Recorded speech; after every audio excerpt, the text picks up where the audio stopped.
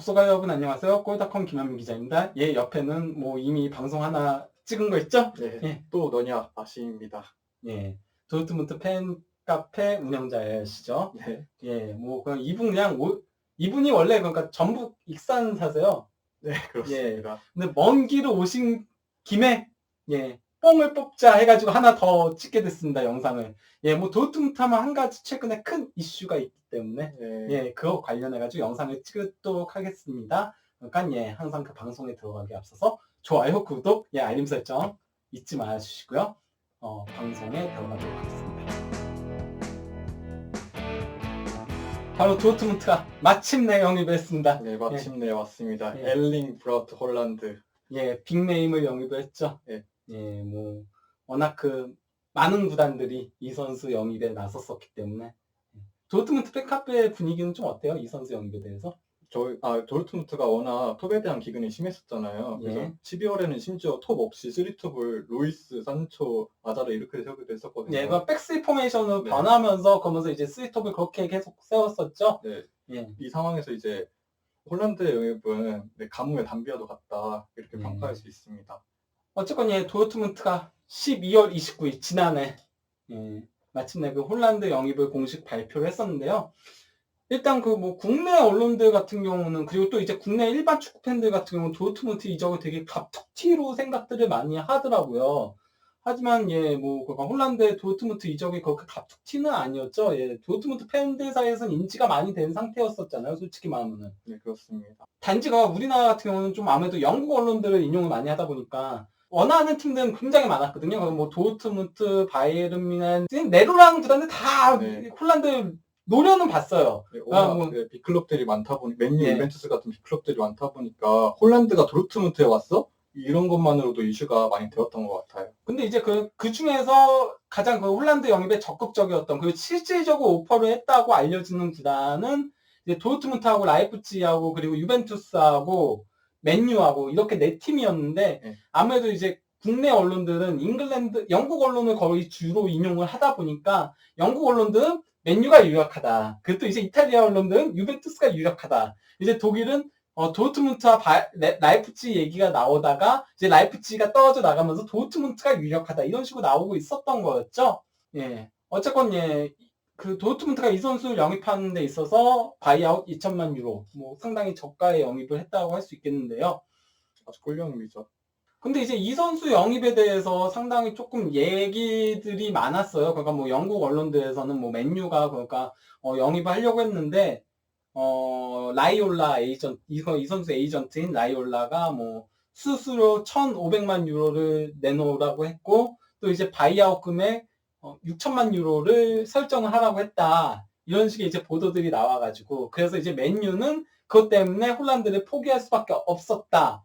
이렇게 나왔었는데, 이제 거기에 대해서 이제 빌트지하고 또 디애슬레틱이하고 요새 그 미국 언론인데, 영국, 독일, 뭐, 여기 각지의 이제 저명한 그 기자들을 빼가지고 거의 뭐 슈퍼 언론사처럼 그렇게 꾸린 데가 있어요. 거기하고 이제 그쪽의 독점 보도들에 따르면은 일단 그 바이아웃 금액이 6천만 유로보다는 훨씬 높게 설정이 돼 있다. 그리고 또 이제 바이아웃도 바로 발동되는 건 아닌 4년 6개월 계약 기간이잖아요. 그 2024년까지인데 계약 기간의 후반부에 발동한다. 그러니까 뭐 2년 뒤라던가 뭐 그때부터 이제 바이아웃 금액이 발동되기 때문에 도르트문트가 최소 2시즌 정도는 보유할 수 있다라는 식의 보도들이 나오고 있죠. 거기다가 이제 이 선수가 원래 이미 그러니까 12월 5일에 독일 공항에서 포착이 됐었죠. 네, 이때 굉장히 팬들 사이에서는 뜨거운 여론이 형성되었었습니다. 네. 진짜 오나? 이런 여론들이요. 그렇죠. 그래서 저도 그때 또 도르트문트 팬카페 오랜만에 가가지고 관련된 글들 썼었죠. 네. 예, 그래서 뭐 이 영입에 있어서는 바이아웃은 무조건 있을 것이다. 뭐 예, 근데 바이아웃이 있더라도 얘는 영입을 해야 된다. 뭐 워낙 싸기 때문에 2천만 유로기 때문에 뭐 그런 식의 글들을 제가 적긴 했었죠. 예, 어쨌건 예.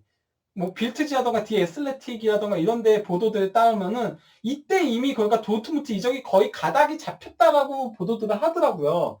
접촉한 거는 그 전부터 접촉을 했었고 이제 그러니까 구단까지 방문했다는 거는 어느 정도 진전이 됐다는 얘기인 거거든요. 협상이 대부분 진전이 돼서 마무리 과정이라는 거거든요. 말 그대로. 그러다 보니까 이제 뒤늦게 이제 맨유에서 솔샤르 감독이 뭐 잘츠부르크 가서 뭐 홀란드를 직접 만났다 뭐 이런 식의 보도들이 나오긴 했지만은 이미 그때는 버스는 떠난 이유였다라고 할 수 있는 거죠.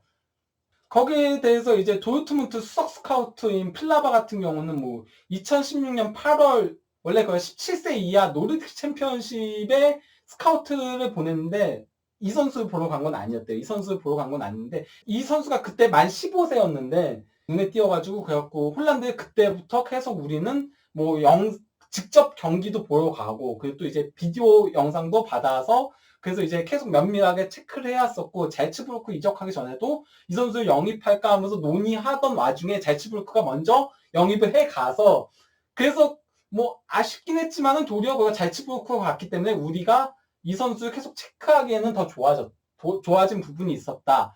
그래서 총 28번 직접 방문해가지고 경기들을 뛰는 것들을 보기도 했고 마티아스 잠머 그가 도르트문트 역대 최고의 수비수 중에 한 명으로 뽑히는 선수 겸 전설 겸 현재 전력 분석가도 있죠. 마티아스 잠머도 여러 차례 휴가 때도 잘츠부르크에 방문해가지고 뭐 훈련장까지 가가지고 직접 대화도 나누고 그랬다라고 하더라고요. 그래서 그런 것들도 상당히 크게 작용했다라고 하고 또 이제 왓츠앱을 통해서 델라이니를 중심으로 해가지고 덴마크, 노르웨이 그 스칸디나비아 반도 그거 해가지고 왓츠앱으로 델라이니가 또 이제 도르트문트 선수들한테도 왓츠앱을 보내라 메시지를 그래서 이 선수한테 러브콜을 지속적으로 보낸 것들도 있다라고 하죠. 그래서 팬카페 사이에서는 에이전트 델라니가 아닌가. 그래서 아자르가 올 때도 사실 비첼이 비슷한 역할을 한번 토르간 아자르 때 그래서 에이전트 비첼 이렇게 아예 지가 적어놨었죠. 비첼이. 그래서 아예 밈화 되어버린 그런 이야기가 있습니다. 거기다가 이제 푸마의 도움도 일정 부분 받았습니다. 그러니까 이 인물이 바로 이제 비에른 글덴이라고 노르웨이 사람인데 푸마 CEO거든요, 현재. 근데 이 사람이 니른베르크에서도 선수 생활을 했었고요. 그리고 또 이제 브리네 FK라는 팀에서 선수 생활 마지막을 보냈었거든요. 브리네 FK면 홀란드가 뛰기도 했었던. 홀란드가 유스부터 시작해가지고 브리네 FK에서 그리고 거기서 이제 프로 데뷔를 했거든요. 근데 이제 거기에 이 사람이 그러니까 브리네 FK에서 선수 생활의 마지막을 보냈었기 때문에 구단하고 그러니까 인연이 있었기 때문에 연결고리가 되는 거죠. 그래서 이제 홀란드한테도 그 노르웨이 사람이기도 하고 솔샤르만 노르웨이 혈연을 활용한 건 아니에요. 왜냐면 그가 푸마가 도르트문트 구단 유니폼 스폰서기도 하고 또 심지어 주주잖아요. 그래서 로이스 연봉의 일정 부분을 푸마가 내고 있기도 하잖아요. 그렇습니다. 어쨌건 근데 이제 이 선수를 영입하는 데 있어서 바이아웃 금액 자체는 일단 있다라고는 합니다. 그래서 이게 좀 상당히 이례적인 일이라고 하죠. 다만 그러니까 뭐 바이아웃 금액이 6천만 유로보다는 훨씬 높은 금액이라고 하고 이거 자체가 그러니까 뭐 도르트문트 입장에서는 다소 누를 깬 거라고 할 수 있죠. 어떻게 보면 교체 이후로 이제 바츠케 CEO가 바이아웃을 달지 않겠다는 인터뷰를 한 바가 있는데 그 절대 넣지 않겠다라고 그랬었죠. 이번에 홀란드를 데려오면서 그 룰을 한번 깼습니다. 그만큼 구단에서는 굉장히 중요한 의미를 가진 영입이라고 볼 수 있습니다. 그리고 뭐 일정 부분 그러니까 얘를 계속 보유하지는 못할 거라는 걸 인정을 했다라고 할 수 있는 거죠. 필요한 바이아웃이라고 생각했던 것 같습니다.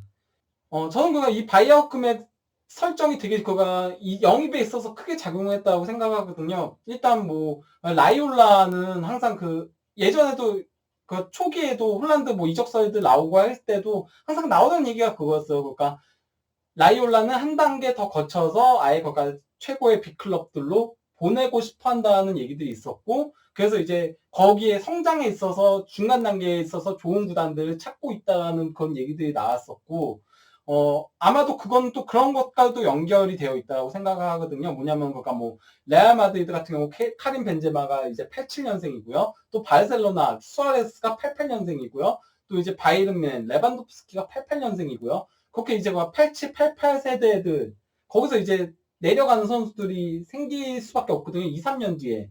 뭐 그때 이제 딱 이 선수를 도르트문트에서 한 단계 더 발전시켜가지고 거에게 또 그때 팔아가지고 나는 에이전트 피를 땡기겠다 예, 이런 그 생각을 가지고 있었고, 어떻게 보면 도르트문트도 이번 시즌 홈멜스를 영입하면서 윈나우를 선언한 상태잖아요. 예, 그래서 이번 영입에 있어서 좀 자존심에 금이 갈 수는 있지만 또 칠리를 최대한 챙긴 영입이라고 해석할 수 있습니다. 예. 이 얘기인 즉슨 2, 3년 내에 승부 보겠다라는 거잖아요. 그렇다고 볼 수 예, 있습니다. 당장 이번 시즌도 뭐 포기할 수 없는 상황인 거고요, 아직까지는. 네. 그러면 이제 그 홀란드 선수에 대해서 조금 알아보도록 하겠습니다, 먼저. 그는 누구인가? 예, 홀란드는 뭐 2000년 7월 21일생, 그래서 만 19세고요. 예, 194cm의 당당한 신체 조건을 가지고 있고요.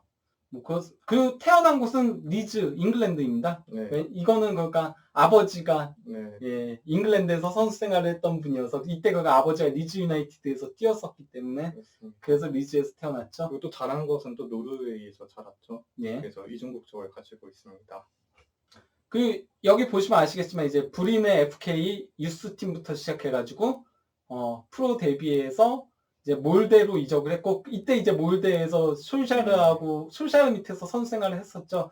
그래서 그 맨유 팬들이 그것 때문에 상당히 기대를 많이 했었는데 예, 뭐 어쨌건 그렇고요. 2019년 1월 1일에 몰데에서 잘츠부르크 이적하기 이르렀습니다. 이때 원래 바이에른 뮌헨도 지켜보고 있었다라고 하고 도르트문트도 지켜보고 있었다라고 하고 또 이제 바르셀로나도 영입을 할까 했었는데 마지막 순간에 보아탱을 선택했었다라고 하죠. 케빈 프리스 보아탱. 네, 바르셀로나 팬들로서는 굉장히 뼈아픈 소식이 아닐 수 없습니다. 그래도 이제 이 선수가 본격적으로 조금 그래도 이름을 알리게 된 거는 일반 팬들한테도 빅클럽들이 뭐 아무리 주목하고 있었다고 하더라도 그건 유망주로서 주목을 했던 거였고 이 선수가 알려지게 된 거는 바로 그 이강인 선수가 골든볼을 수상한 대회로 매우 유명한 2019 피파 20세 이하 월드컵. 그때 이제 온드라스하고의 경기에서 무려 9골을 넣으면서 네, 굉장히 센세이션을 일으켰었죠. 예, 그래서 12대0 대승을 이끌었던 이것 때문에 그가 처음으로 막 보도가 된 거죠. 언론지상에 막 알려진 거죠. 얘 누구야? 한 경기에 9골 넣은 선수가 있어? 이러면서. 네, 게임에서도 넣기 힘든 골을 예. 이제 2000년생의 선수가 기록하게 되어서 굉장히 많은 축구 팬들이 대형 신인이 등장했나? 드디어 완성형 스트라이커가 등장하는 것인가? 이런 반응을 보이기도 했습니다. 그래서 이게 기자회견에서 9개 손가락을 피고 있는 거고요. 예, 그러니까 9골 넣으면서 스타덤에 조금 올라가기 시작하니까 이제 많은 명문 구단들도 명문 구단들만이 아닌 그냥 모든 구단들이 이제 이 선수를 조금 주목하기 시작했어요. 그래서 이제 행크하고의 챔피언스리그 조별리그 이 선수의 챔피언스리그 데뷔 무대 거기에 무려 50개 구단이 스카우트를 보냈다는 보도들이 있었습니다. 와. 예, 그래서 리스트 종이도 돌아다니고 그랬었거든요.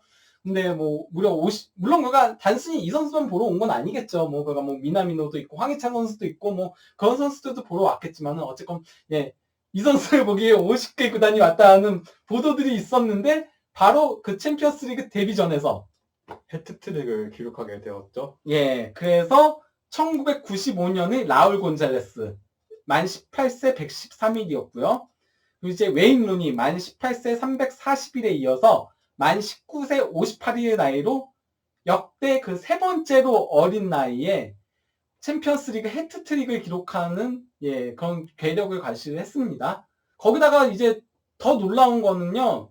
10대 선수 중에서 데뷔전 해트트릭은 이 둘밖에 없어요. 라울은 데뷔전이 아니었거든요. 라울은 그가 두 번째 경기에서 해트트릭을 했던 거였고 그리고 또 놀라운 거는 10대 선수가 전반전에 해트트릭으로 데뷔전을 가진 거는 얘가 유일했습니다. 루니는 후반전까지 포함해가지고 해트트릭이었거든요. 전반전에만 해트트릭을 달성한 괴력을 과시했죠. 그래서 이제 더더욱 뜨거운 감자로 올라서기 시작했습니다. 이제 그 2차전 리버풀하고의 경기에서 이때 그러니까 이 선수가 부상이 있었어요. 부상이 있어가지고 후반 11분경에 교체 출전했거든요. 그라운드 밟은 지 단 4분 만에 골을 넣으면서 두 경기 연속 골을 넣었고요. 그다음에 이제 나폴리하고의 3차전에서 또 2골을 넣으면서 비록 팀은 2대3으로 패하긴 했지만요. 그러면서 3경기의 연속골에 3경기에서 6골을 넣는 괴력을 과시를 했는데요. 네, 보시면 첫 경기가 행크였잖아요. 네. 행크 이후로도 리버풀, 나폴리와 같은 빅클럽들을 상대로도 득점을 한 걸로 보아서 이 헐란드라는 선수의 잠재성은 과연 어디까지인가 축구 팬들 사이에서 굉장히 화두가 많이 되었었죠. 근데 이제 그 10대 선수가 데뷔하고 그 3경기 연속골을 넣은 경우는 카림 벤제마와 함께 유의한. 네, 카림 네. 벤제마도 이제 신인 시절에는 정말 천재의 등장이라고 굉장히 떠들썩했잖아요. 호나우두, 그러니까 프랑스의 호나우두 약간 좀 네. 이런 식으로 얘기들이 많이 됐었죠. 네, 이미 그 시절 벤제마 거의 어깨를 나란히 하는 기록을 하는 걸로 보아서 이미 충분히 홀란드의 잠재성을 볼 수 있는 면목이라고 할 수 있습니다. 거기다가 이제 그 데뷔 기준 3경기에서 6골은 처음입니다. 그 벤제마는 3골이었거든요. 3경기 연속골이었지. 예. 근데 얘는 6골 넣으면서 예, 거의 폭격하는 모습을 보여줬죠. 그래서 이제 더 많은 빅클럽들이 이 선수를 노리기 시작을 했었던 겁니다.